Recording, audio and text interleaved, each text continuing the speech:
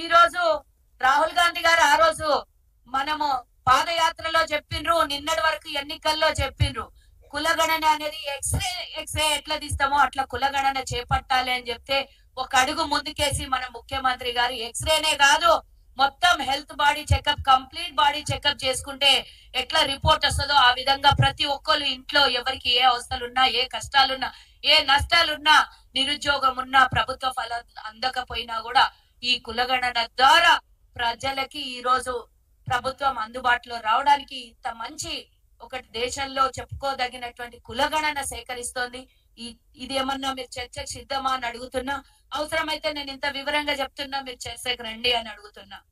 అంతేకాకుండా మొట్టమొదటిసారి దేశంలో ఒకే ఒక ఇచ్చినటువంటి వాగ్దానం మీద ఒకటి 18,000 కోట్ల రూపాయలు రుణమాఫీ చేసింది రైతులకి. ఏకకాల రుణమాఫీ దేశంలో ఎవ్వరు కూడా ఒకే ఒక ఇచ్చినటువంటి హామీని నెరవేర్చుకోవడానికి ఏకకాల రుణమాఫీ 2 లక్షల లోపల ఉన్నటువంటి వాళ్ళకు 18,000 కోట్ల రూపాయలు రుణమాఫీ చేసింది. మీరు మొత్తం రైతు బంధు అని 10 ఏళ్లలో ఇవన్నీ మేము ఒక్క నెలలో ఇచ్చి చూపించినాం.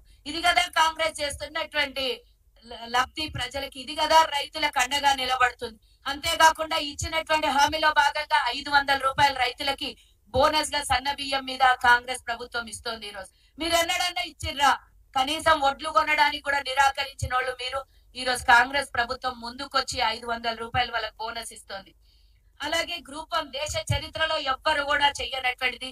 గ్రూప్ 1 లో 562 మందికి ఒకేసారి ఈ రోజు ఉద్యోగం కల్పించి వాళ్ళకి ఈ రోజు ఉద్యోగ భర్తీ చేసింది అంటే ఎవ్వరు కూడా చెయ్యనటువంటిది. ప్రతిసారి మీరున్న 10 ఏళ్లలో ఎగ్జామ్స్ పెట్టరు, పెడితే నోటిఫికేషన్ వస్తే లీకేజీలు అన్న అయితే, పోస్ట్ పోన్ అన్న అవుతుంది, కేసులు అన్నా పడతాయి. దాన్ని మీ మొక్కలకు ఏం చేయలేదు. కాంగ్రెస్ ఇచ్చిన హామీల్ని 55,000 ఉద్యోగాల్ని కల్పించడం అంటే మామూలు విషయం కాదు. ఒక్క సంవత్సరం లోపల కాదు, 6 నెలల లోపల 55,000 ఉద్యోగాలను ఇచ్చిన కాంగ్రెస్ చరిత్రతో మీరు పోల్చుకుంటున్నారు. మేము ఇచ్చినటువంటి మహిళలకు అండగా నిలబడి కాంగ్రెస్ ప్రభుత్వం రాగానే ఒకటి రక్షణ ప్రభుత్వం ద్వారా మహిళలకి రక్షణతో పాటు సేఫ్ జర్నీ 1,30,000 మంది ఈ రోజు వరకు, 1,30,00,000 మంది ఈ రోజు వరకు మహిళలు బస్సు ప్రయాణం చేసి ఈ రోజు ఆర్టీసీ నష్టాల్లో ఉండి మనం చూసినాం. ఆ రోజు 50 మంది ఆర్టీసీ కార్మికులు చచ్చిపోయిన, వేతనాలు పెంచమని, ఆర్టీసీని ప్రభుత్వంలో విలీనం చేయమని రకరకాలుగా ఉద్యమాలు చేస్తే ఆ రోజు ఆర్టీసీ ఉద్యోగస్తులు చచ్చిపోయినటువంటి దాఖలాలు, వాళ్ళు చనిపోయిన దాని మీద ప్రగతి భవన్ లో కూర్చొని బిర్యానీ పెట్టినటువంటి కేసీఆర్.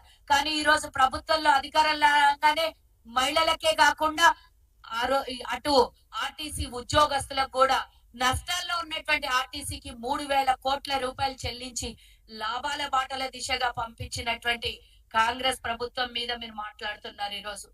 అంతేకాకుండా ఇచ్చిన హామీలో 200 యూనిట్లు మేము ఉచితంగా ఇస్తామని చెప్పాం. ఇప్పటి వరకు 43 లక్షల గృహాలకి 200 యూనిట్ల ఉచిత విద్యుత్ సరఫరా చేస్తోంది కాంగ్రెస్ ప్రభుత్వం. దీంతో మాకు మీకు పోలిక ఉందా? మీరు ప్రతి సంవత్సరము ధరలు పెంచుకుంటూ పోయినరు విద్యుత్ మీద. చిన్న చిన్న పేదోని గుడిసెల్లో కూడా 500,000 రూపాయల బిల్లులు వచ్చి కట్టలేని పరిస్థితి, కూలీ చేసుకున్నోడు కూడా. ఈ రోజు అట్లాంటిది కూడా విముక్తి కలిగించి 200 యూనిట్ల ఉచిత కరెంట్ ఇచ్చింది కాంగ్రెస్ ప్రభుత్వం. ఈ రోజు దేశంలో ఎవ్వరు కూడా, ఎన్నో రాష్ట్రాలలో అధికారాలు పోతున్నాయి, వస్తున్నాయి, ఎన్నికలు అవుతున్నాయి, ఎక్కడ కూడా 500 రూపాయలకి ఎక్కడ కూడా గ్యాస్ సిలిండర్ ఇవ్వలేదు.